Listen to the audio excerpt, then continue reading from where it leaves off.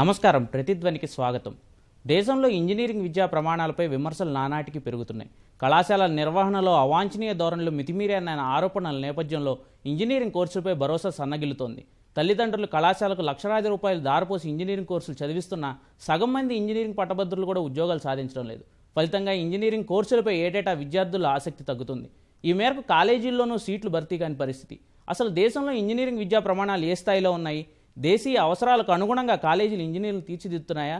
అధ్యాపకుల బోధన నైపుణ్యాలను, విద్యార్థుల అభ్యసన పద్ధతులను సానబట్టడం ఎలా? ఇదే అంశంపై ఈరోజు ప్రతిధ్వని చర్చా కార్యక్రమం నిర్వహిస్తున్నారు. చర్చలో పాల్గొంటున్నవారు డిఎన్ రెడ్డి గారు, ప్రముఖ విద్యావేత్త, జేఎన్టీయూ మాజీ VC, doctor N Gautam Rao గారు, తెలంగాణ ఇంజనీర్ కాలేజీల మేనేజ్మెంట్స్ అసోసియేషన్ అధ్యక్షుడు. సార్ నమస్కారం సార్ ఇద్దరికి. నమస్కారం. సార్ మొదటిగా డిఎన్ రెడ్డి గారు, అంటే దేశవ్యాప్తంగా ఇంజనీరింగ్ విద్యలో ప్రమాణాలు ఎలా ఉన్నాయి సార్? ముఖ్యంగా ఏంటంటే మన దేశంలో, భారతదేశంలో ఇంజనీరింగ్ ఎడ్యుకేషన్ ప్రమోట్ చేయాలి అనే ఉద్దేశంతో గ్రాస్ ఎన్రోల్మెంట్ రేషియో చాలా తక్కువ ఉందని చెప్పి గత 5-10 years బ్యాక్ ఎక్కువ సీట్లు కాలేజెస్ కూడా అనుమతి ఇవ్వడం జరిగింది. అయితే ఏంటంటే ఇది ముఖ్యంగా వీళ్ళ నాణ్యత ప్రమాణాలు లేకపోవడం వల్ల చాలా ఇంజనీరింగ్ కాలేజీలో విద్యార్థులు ఇంట్రెస్ట్ చూపించలేదు. దాదాపు గత 3 సంవత్సరాలు తీసుకుంటే 1000 ఇంజనీరింగ్ కళాశాలలు దేశవ్యాప్తంగా మూతపడిపోయాయి. అదే కాకుండా ఇంకా ముఖ్యంగా డీమ్డ్ యూనివర్సిటీ కానివ్వండి, ప్రైవేట్ యూనివర్సిటీస్ ఒక దాదాపు 300 ప్రైవేట్ యూనివర్సిటీ వచ్చింది. అయితే ప్రపంచవ్యాప్తంగా ఇవాళ రేపు స్కిల్స్ కావాల్సిందంటే కొన్ని ఎమర్జింగ్ టెక్నాలజీస్ ఉన్నాయి. అంటే ఆర్టిఫిషియల్ ఇంటెలిజెన్స్ కానీ, మెషిన్ లెర్నింగ్ కానీ, data science, cyber security, 3D printing, IoT, block chain technology, virtual reality, ఈ ఏరియాలో ఏంటంటే స్కిల్స్ ఉంటే జాబ్స్ అవకాశం ఉంది. అందుకనే ట్రెడిషనల్ కోర్సెస్కి కొంచెం డిమాండ్ తగ్గిపోయింది.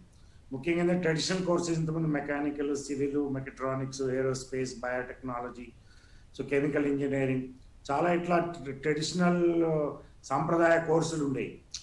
ఎక్కువ జాబ్ అవకాశాలు ఎక్కువ IT related, computer related, 4G 5G technology వస్తుంది కాబట్టి ఈ రంగంలో ఎక్కువ స్కిల్స్ ఉంటే జాబ్స్ అవకాశం ఉన్నాయి. కాబట్టి స్టూడెంట్స్ అందరూ కూడా టెండెన్సీ ఈ కోర్సెస్కి ఎక్కువ ప్రాముఖ్యత ఇస్తున్నారు. అందువల్ల ఏంటంటే కొన్ని నాణ్యత ప్రమాణం లేకపోవడం వల్ల కొన్ని కాలేజీలు మూతపడ్డాయి. అదేవిధంగా సెకండ్ క్రైటీరియా ఏంటంటే ఎమర్జింగ్ టెక్నాలజీల కోర్సెస్కి స్టూడెంట్స్ ఇంట్రెస్ట్ చూపిస్తున్నారు.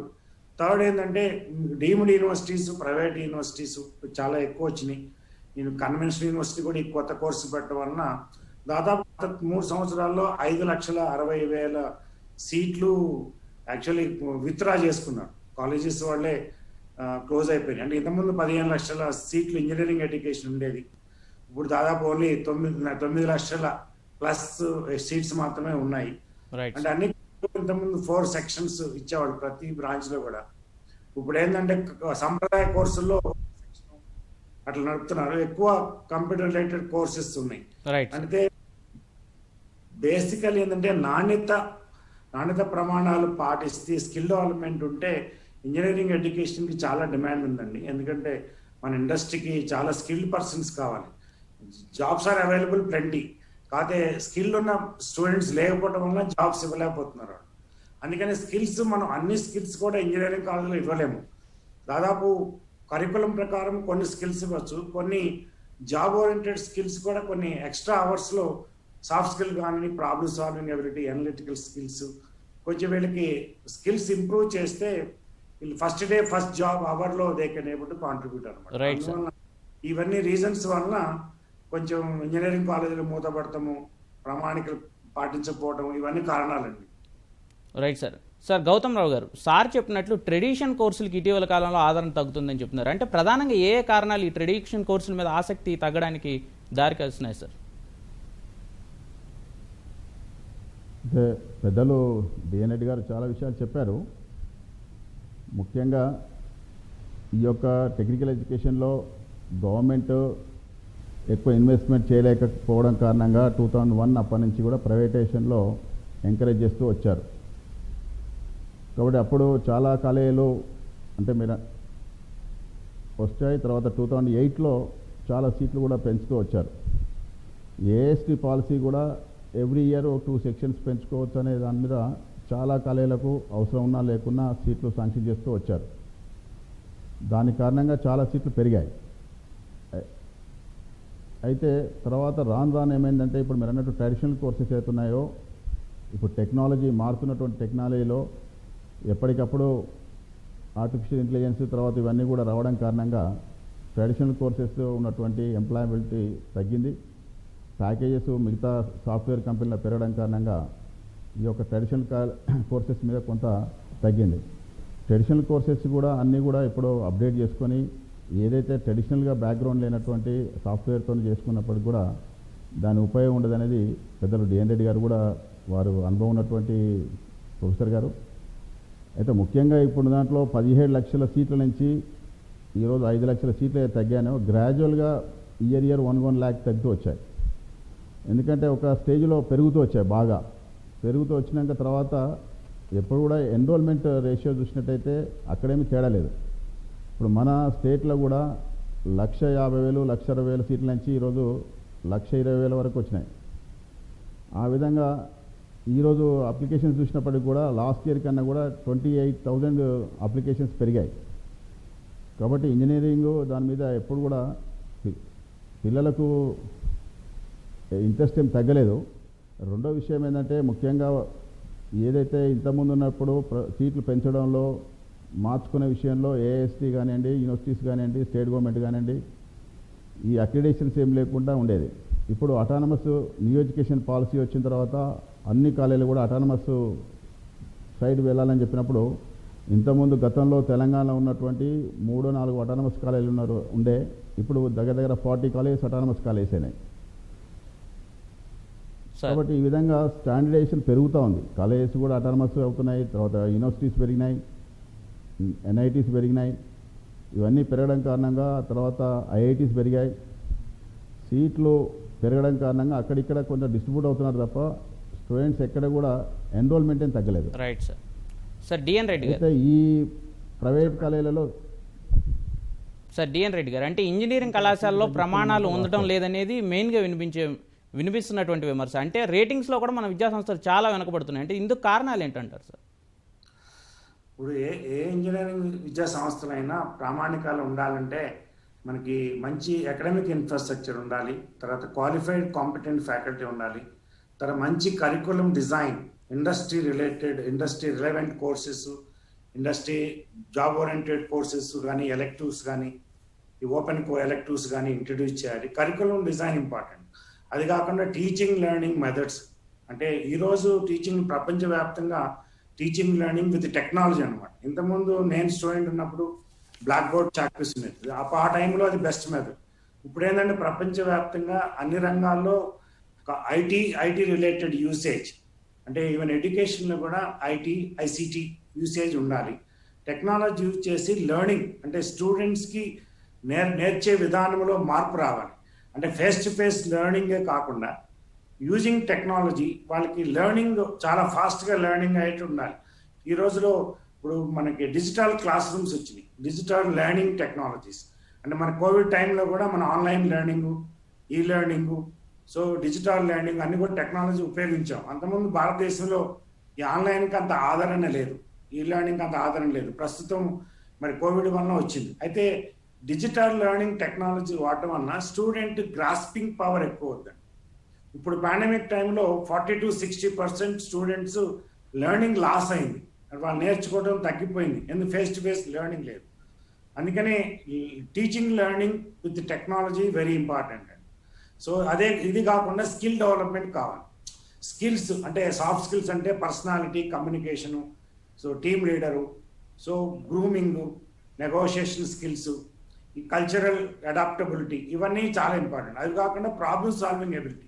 ఈరోజు ఇండస్ట్రీ ఏంటంటే కొత్త ప్రోడక్ట్స్, కొత్త software development, IT services, insurance కానీ, బ్యాంకింగ్ రంగంలో కానీ, హెల్త్ కేర్ సెక్టర్లో కానీ అనేక మార్పులు వచ్చినాయి. అంటే వీళ్ళు ఇంజనీర్స్ బయటకు వచ్చే వాళ్ళు కూడా సర్వీసెస్ ఇవ్వడానికి, ఈ సాఫ్ట్వేర్ డెవలప్ చేయడానికి అవకాశాలు ఉంటాయి. అదేవిధంగా R&D కానీ. సో స్కిల్ డెవలప్మెంట్ ఉండాలి, ప్రాబ్లమ్ సాల్వింగ్ ఎబిలిటీ. మనం ఫారిస్ట్ కంట్రీస్ తీసుకున్నాం అనుకోండి, ఇప్పుడు మలేషియా కానీ, సింగపూర్, తర్వాత కొరియా, జపాన్, వాటి ఎలక్ట్రానిక్స్ రంగంలో స్కిల్స్ చాలా ఉన్నాయి. అదే మన భారతదేశంలో హైలీ ఎడ్యుకేటెడ్ క్వాలిఫైడ్ స్టూడెంట్స్ ఉంటారు, కానీ స్కిల్స్ తక్కువ ఉన్నాయి. మన స్కిల్స్ ఓన్లీ 26%. అదే జపాన్లో కానీ కొరియాలో తీసుకుంటే వాళ్ళ స్కిల్స్ 85%. మరి ఆ స్కిల్స్ ఉంటే బట్టి ఈరోజు ఆల్ ఎలక్ట్రానిక్ ప్రోడక్ట్స్ అన్ని కూడా మనకి కొరియా జపాన్ నుంచి వస్తున్నాయి. అదేవిధంగా ఆటోమొబైల్ రంగంలో కూడా ఈరోజు ఆటోమొబైల్ కార్ ఉందనుకోండి, entire technology goes in to the car. Computer control కానివ్వండి, ఎలక్ట్రానిక్స్ కంట్రోల్ కానివ్వండి, electrical control, materials, mechanical, automatic transmission, అంటే అన్ని రంగాల్లో దాని స్కిల్స్ ఉంటే, నైపుణ్యత ఉంటే వీళ్ళకి ఉద్యోగాలు ఉంటాయి. అందుకని ఇదే కాకుండా స్టూడెంట్ ఎమ్యూనిటీస్ ఉండాలి. స్టూడెంట్స్కి వాళ్ళకి ట్రాన్స్పోర్ట్ కానివ్వండి, క్యాఫ్టీరియా కానివ్వండి, తర్వాత స్పోర్ట్స్ ఫెసిలిటీస్ కానివ్వండి, క్లాస్ రూమ్ అంబియన్స్ కానివ్వండి, తర్వాత వాళ్ళకి ఇన్నోవేషన్, క్రియేటివిటీ అని ఒక అట్మాస్ఫియర్ క్రియేట్ చేయాలి ఇన్స్టిట్యూషన్లో. So project based learning, activity based learning, industry guest lectures, తర్వాత ఇండస్ట్రీలో ఇంటర్న్షిప్, ఇండస్ట్రీ ట్రైనింగ్, ఇవన్నీ కాంపోనెంట్స్ ఉంటేనే ఏ విద్యా సంస్థ అయినా నాణ్యత ప్రమాణాలు పాటించాలి.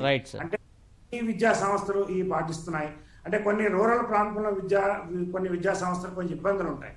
అంటే వాళ్ళు హైదరాబాద్లో ఉన్న విద్యా సంస్థలకి, బికాజ్ ఈరోజు ఐటీ ఇండస్ట్రీ ఉంది, R&D ఇండస్ట్రీ ఉంది, మ్యానుఫ్యాక్చరింగ్ ఉంది, ఫార్మా సెక్టర్ ఉంది, అనేక అవకాశాలు హైదరాబాద్లో ఉన్నాయి, బెంగళూరులో ఉన్నాయి, ఢిల్లీలో ఉన్నాయి. రూరల్ విద్యా సంస్థలకి కొన్ని ఇబ్బందులు అయితే ఉంటాయి. నేను చెప్పి కూడా ఫిజికల్ అకాడమిక్ ఇన్ఫ్రాస్ట్రక్చర్ ఉండాలి, హై క్వాలిఫైడ్ కాంపిటెంట్ ఫ్యాకల్టీ ఉండాలి, బెస్ట్ డిజైన్ ఉండాలి, ఫ్లెక్సిబుల్ కరికులం. ఇప్పుడు న్యూ ఎడ్యుకేషన్ పాలసీలో గవర్నమెంట్ ఆఫ్ ఇండియా చెప్పారు, multi disciplinary courses, inter disciplinary courses introduce చేయాలి, టెక్నాలజీ యూజ్ చేసి డిజిటల్ లెర్నింగ్ వల్ల నేర్చుకోవాలి, టీచింగ్ లెర్నింగ్ మెథడాలజీస్, తర్వాత ఫ్యాకల్టీ డెవలప్మెంట్. ఫ్యాకల్టీ ఏంటంటే జూనియర్ ఫ్యాకల్టీ ఉంటారు, ఫ్యాకల్టీ దొరకట్లేదు, వీళ్ళకి ట్రైనింగ్ కూడా ఇస్తుండాలి. సో ఇవన్నీ కాంపోనెంట్స్ కనుక మనం ఇంజనీరింగ్ కళాశాల ఇవ్వగలిగితే వాళ్ళు బెస్ట్ స్కిల్డ్ పర్సన్ స్టూడెంట్స్ బయటకు వస్తారు. నాణ్యత పాటించినట్టు అవుతుంది. Right sir. గౌతమ్ రావు గారు, అంటే తల్లిదండ్రులు ఇంజనీరింగ్ విద్యలో ఈ ప్రక్షాళన తీసుకురావడానికి తల్లిదండ్రుల వైపు నుంచి వాళ్ళు నిర్వహించాల్సిన పాత్ర ఏంటి సార్? ముఖ్యంగా మన దగ్గర ఇంటర్మీడియట్ కంప్లీట్ చేసిన తర్వాత తల్లిదండ్రులు ఇంజనీరింగ్ కోర్సు జాయిన్ కాగానే కొంత రిలాక్స్ అవుతున్నారు. మావాడు ఇంజనీరింగ్ జాయిన్ అయిపోయింది, ఇంకా మేము పట్టించుకోవాల్సిన అవసరం లేదు. అట్లాగే ఇంజనీరింగ్ జాయిన్ అయిన స్టూడెంట్స్ కూడా కొంత పేరెంట్స్ యొక్క గైడెన్స్ వాళ్ళు నెగ్లెక్ట్ చేస్తూ ఉన్నారు. అలా కాకుండా ఇంజనీరింగ్ ఫస్ట్ ఇయర్ కంప్లీట్ అయ్యే వరకు కూడా పేరెంట్స్ కొంత అంతకుముందు ఏదైతే కేర్ తీసుకున్నారో ఆ విధంగా కేర్ తీసుకున్నట్టయితే చాలా మటుకు సక్సెస్ రేట్ ఎక్కువ ఉంటుంది. అదేవిధంగా ఈ యొక్క మన తెలంగాణ రాష్ట్రంలో ముఖ్యంగా చూసినట్టయితే ఈ యొక్క ఫీజు రియంబర్స్మెంటు, తర్వాత రిమైనింగ్ ఫీజు పేమెంటు ఇవన్నీ కూడా ఇన్ టైంలో కనుక జరిగినట్టయితే స్టూడెంట్స్కు కరెక్ట్గా మనం న్యాయం చేయగలుగుతాం. అదేవిధంగా టీచర్స్ కూడా ఇన్ టైంలో శాలరీస్ పే చేయగలుగుతాం. కాబట్టి ఇవన్నీ కూడా గవర్నమెంట్ రిలేటెడ్ కరికులం. ఇప్పుడు కరికులము డిఎన్ రెడ్డి గారు చెప్పినట్టు ఏదైతే యూనివర్సిటీ కరికులం ఇస్తుందో అదే కరికులమే ఇంప్లిమెంట్ చేస్తాం. కాబట్టి మాకు ఉండేటువంటి ఛాన్సెస్ చాలా తక్కువ. అదేవిధంగా ఏదైతే షెడ్యూల్ అవన్నీ కూడా ఎగ్జామ్స్, తర్వాత వాల్యుయేషన్ ఇవన్నీ కూడా యూనివర్సిటీస్ గవర్నమెంట్ యొక్క ఈ సిస్టంలో మేము పనిచేస్తాం. Right sir. చిన్న బ్రేక్ తీసుకుందాం సార్. తర్వాత 25-30 ఇయర్స్ తర్వాత న్యూ ఎడ్యుకేషన్ పాలసీ కారణంగానే ఈరోజు చేంజ్ అవ్వబడుతుంది, అంతకుముందు కొంత చేంజ్ అవ్వపడాల. Right sir. Sir DN Reddy గారు, అంటే ఏటా ఇంజనీరింగ్ పట్టాలు పుచ్చుకుంటున్న వాళ్ళలో కేవలం 40% మంది మాత్రమే ఉద్యోగాలు పొందుతున్నారు, మిగతా వాళ్ళంతా నిరుద్యోగులుగానే మిగులుతున్నారు. ఎందుకు ఈ పరిస్థితులు ఏర్పడుతున్నాయి అంటారు సార్? అంటే దీని జాబు వాళ్ళకి క్వాలిఫికేషన్ తగ్గట్టు జాబ్స్ తక్కువ పర్సెంటేజ్ ఉన్నాయి, అంటే బిఫిటింగ్ టు క్వాలిఫికేషన్. అయితే అందరు ఖాళీగా ఏం లేరు. కొంతమంది మంచి ఇండస్ట్రీ, ఐటీ ఇండస్ట్రీ ఉంది టుడే, ఐటీ ఎనేబుల్డ్ సర్వీసెస్ ఉన్నాయి, కోర్ ఇండస్ట్రీ ఉంది, తర్వాత R&D ఆర్గనైజేషన్స్ ఉన్నాయి. తర్వాత చాలామంది స్టూడెంట్స్ అబ్రాడ్ వెళ్తారు, USA కానీ, UK కానీ, యూరోపియన్ కంట్రీస్ కానివ్వండి, ఆస్ట్రేలియా కానివ్వండి. చాలామంది ఎంటర్ప్రెన్యూర్ డెవలప్మెంట్ ఓన్గా ఎస్టాబ్లిష్ చేస్తారు. అట్లా చూసుకుంటే దాదాపు 90% అకామిడేట్ అవుతారు. యాక్చువల్గా జాబ్స్ రావడం అనేది కేవలం ఓన్లీ 26% వస్తుంది. ఎందుకంటే నాస్కామ్ రిపోర్ట్ కానీ, యునెస్కో రిపోర్ట్ కానీ, గవర్నమెంట్ ఆఫ్ ఇండియా సర్వేలో కానీ ఓన్లీ 26% స్టూడెంట్స్ వాళ్ళ క్వాలిఫికేషన్ తగ్గట్టు ఉద్యోగాలు వస్తున్నాయి. అయితే వాళ్ళు ఐడియల్గా ఉండేవాళ్ళు చాలా తక్కువ మంది. అంటే వాళ్ళకి స్కిల్స్ బాగుంటే మాత్రం జాబ్స్ ఆర్ ప్లెంటీ అండి, చాలా జాబ్స్ ఉన్నాయి మన ఇండస్ట్రీలో, ఇండియాలో కానీ. ఇప్పుడు మీరు TCS తీసుకోండి, 40,000 స్టూడెంట్స్ తీసుకుంటారు, కాగ్నిజెంట్ తీసుకుంటుంది, విప్రో తీసుకుని, ఇన్ఫోసిస్ తీసుకుంటుంది, చాలా మంది తీసుకుంటారు, జాబ్స్ ఉన్నాయి. బట్ స్కిల్స్ లేక వీళ్ళు జాబ్ దొరకట్లేదు. స్కిల్స్ ఉంటే తప్పకుండా దొరుకుతాయండి jobs. Right sir. Sir Gautam Rao గారు, అంటే కళాశాలలో 60% కోర్సులకు కనుక ఎన్బీఏ గుర్తింపు సాధించకపోతే ఆ గుర్తింపు కళాశాల గుర్తింపు కూడా రద్దు చేస్తామని ఏఐసిటిఈ కూడా ప్రకటించింది కదా. అంటే ఇంకోవైపు 50% సీట్లు భర్తీ అయితేనే కూడా కొత్త కోర్సులకు అనుమతిస్తూ ఉన్నారు. ఈ నేపథ్యంలో కళాశాలల పరిస్థితి ఎలా ఉండొచ్చు అంటారు సార్? ఇప్పుడు చాలా కాలేజీలు అన్నీ కూడా అక్రిడేషన్ ప్రాసెస్ మొదలుపెట్టేసారు, అక్రిడేషన్ పోతూ ఉన్నారు. నేను ఇంతకుముందు చెప్పాను, అటానమస్ కూడా కాలేజీలు చాలా మటుకు ఇప్పుడు 40 కాలేజెస్ వరకు మన తెలంగాణలో ఉన్నాయి. కాబట్టి ఎప్పటికప్పుడు అన్ని మేనేజ్మెంట్స్ కూడా ఇన్ఫ్రాస్ట్రక్చర్ విషయంలో కానివ్వండి, టెక్నాలజీ అడాప్ట్ చేసుకునే విషయంలో కానివ్వండి, ఫ్యాకల్టీ డెవలప్మెంట్ ప్రోగ్రామ్స్ కానివ్వండి, ఇవన్నీ కూడా చేస్తూ ఉన్నారు. ఎందుకంటే కాంపిటీషన్లో స్టూడెంట్స్ కూడా ఎక్కడైతే ఇన్స్టిట్యూషన్స్ బాగుంటాయో, ఇన్ఫ్రాస్ట్రక్చర్ బాగుంటుందో అక్కడే పేరెంట్స్ కూడా చూసి జాయిన్ చేస్తూ ఉన్నారు. కాబట్టి చాలామంది కమిట్మెంట్తో పనిచేస్తున్నటువంటి మేనేజ్మెంట్స్ ఈరోజు ఉన్నాయి. ఎందుకంటే 95% స్టూడెంట్స్ ప్రైవేట్ ఇన్స్టిట్యూషన్లకి వచ్చిన వాళ్ళే ఈరోజు సొసైటీలో సర్వ్ చేస్తూ ఉన్నారు.